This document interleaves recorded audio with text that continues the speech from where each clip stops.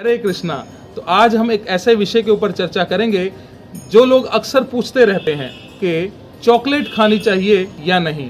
तो बहुत सारे लोगों का ये प्रश्न रहता है कि चॉकलेट खानी चाहिए या नहीं खानी चाहिए। जो भक्त लोग हैं उन्हें चॉकलेट खानी चाहिए या नहीं खानी चाहिए। तो श्रील प्रभुपाद जी जो हमारी संस्था के फाउंडर आचार्य हैं, उन्होंने स्पष्ट शब्दों में कहा है कि चॉकलेट नहीं खानी चाहिए।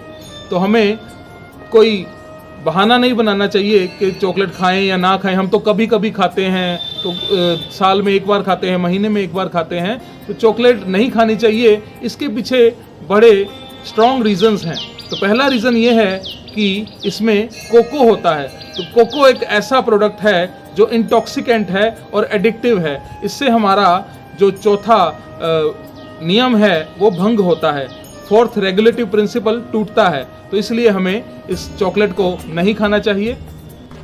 फिर भी जो लोग कहते हैं कि मैं तो कभी कभी खाता हूँ, इससे नियम नहीं टूटेगा, या कुछ बहाने बनाते हैं, उनके लिए एक और रीज़न है कि जब कोको जो मेन इंग्रेडिएंट है इस चॉकलेट का, उसको जब एक्सट्रैक्ट किया जाता है और उसको जो है फर्मेंटेशन प्रोसेस में डाला जाता है। तो फर्मेंटेशन प्रोसेस में जब वो होता है एक वेसल में, तब उसमें से एक गंध निकलती है जो कॉकरोचेस को बड़ा अट्रैक्ट करती है। तो जब वो फर्मेंटेशन चल रही होती है तो कुछ कॉकरोच आके उसमें गिर जाते हैं। तो फूड जो चॉकलेट बनाने वाली कंपनीज हैं, उन्होंने FDA यानी कि फूड एंड ड्रग एडमिनिस्ट्रेशन, इनसे कांटेक्ट किया और उनको ये सारा प्रोसेस बताया कि जब हम फर्मेंटेशन करते हैं तो उस गंध से अट्रैक्ट होकर कॉकरोच इसमें गिर जाते हैं। तो उन्होंने एक छूट दी कि आप 100 ग्राम चॉकलेट में 4% कॉकरोचेस के पार्ट्स जो है वो हम अलाउ करते हैं। FDA ने ये अलाउ इसलिए किया क्योंकि अगर उस फर्मेंटेशन प्रोसेस के बाद उसको फिल्टर करते तो वो और ज़्यादा जो है हानिकारक होता हमारे शरीर के लिए।